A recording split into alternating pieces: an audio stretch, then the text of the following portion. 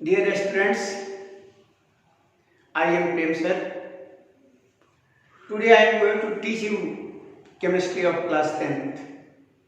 प्यारे बच्चों, मैं प्रेम सर आज आप सबों को क्लास 10th के केमिस्ट्री के बारे में पढ़ाने जा रहा हूँ।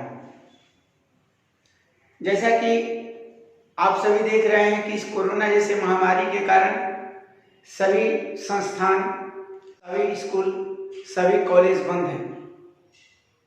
ऐसी स्थिति में आप सबों का सिलेबस, आप सबों का पाठ्यक्रम पिछड़ते जा रहा है। इसी को ध्यान में रखते हुए मैं पुनः YouTube के माध्यम से आपके सामने आया हुआ हूँ। तो आइए हम सभी क्लास 10th के केमिस्ट्री का प्रथम चैप्टर जो है ना, उसके बारे में अध्ययन करें। आप सभी जानते हैं कि क्लास 10th में चैप्टर 1 से लेकर चैप्टर 5 तक केमिस्ट्री है। तो आज मैं आप सबों को रासायनिक अभिक्रिया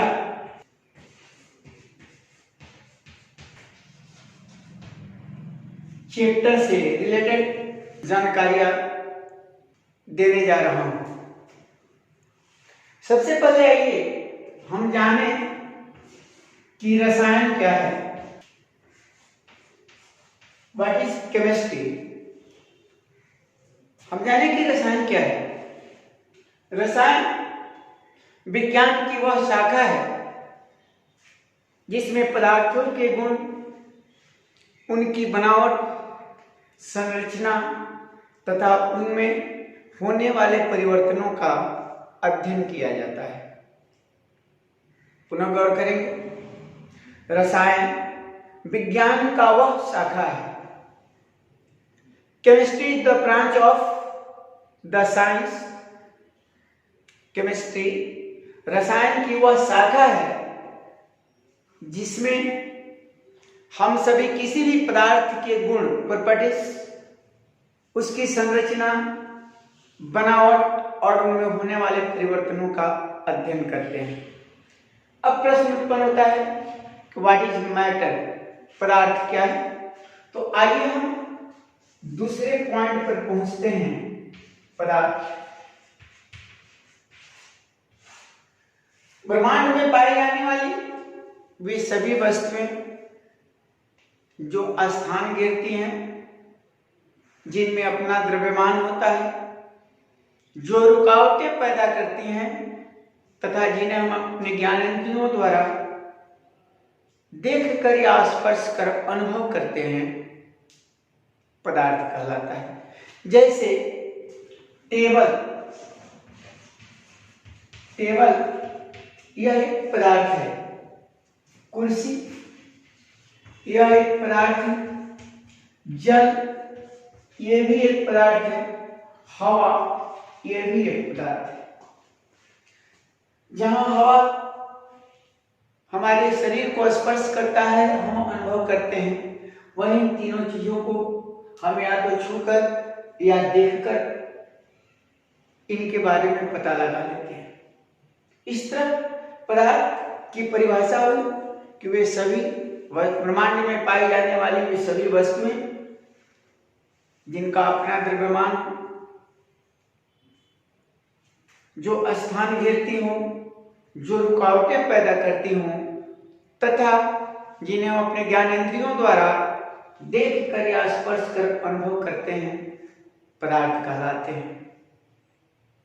अब पदार्थ को भी वर्गीकृत किया गया है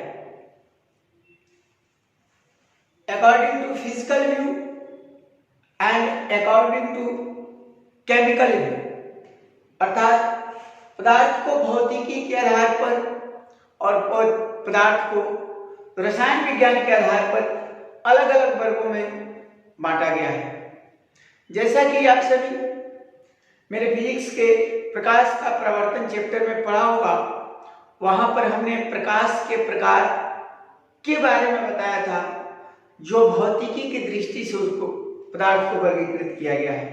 यहाँ हम रसायन की दृष्टि से पदार्थ के काइंड्स के बारे में पढ़ेंगे। तो रसायन की दृष्टि से पदार्थ के प्रकार